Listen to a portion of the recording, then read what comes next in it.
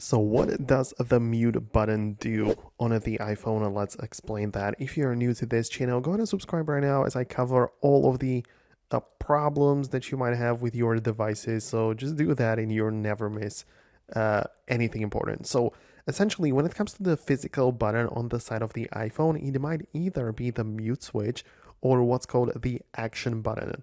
So on the older devices, like for example, like the iPhone 15, 14, and all of the older ones, you can see that we have the mute switch, which can be switched from or between the two positions, right? It's either on or off. And this one is pretty simple. It can either mean that your notifications and sounds are turned on, your phone will ring whenever you receive a phone call, but if you turn it down, you turn on the silent mode and your phone is essentially muted.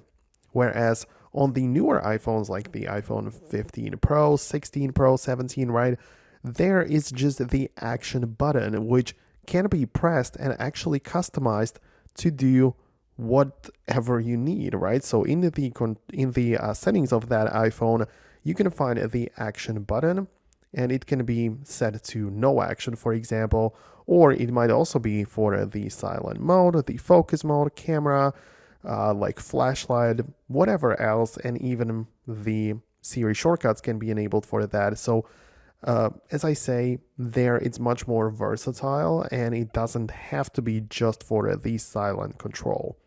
So in that case, I would just recommend you to have it also ready in the control center, like a software button as well, where you can enable or disable the silent mode.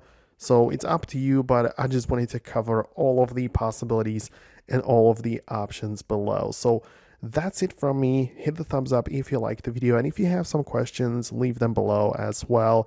Thanks a lot, and I'll catch you later.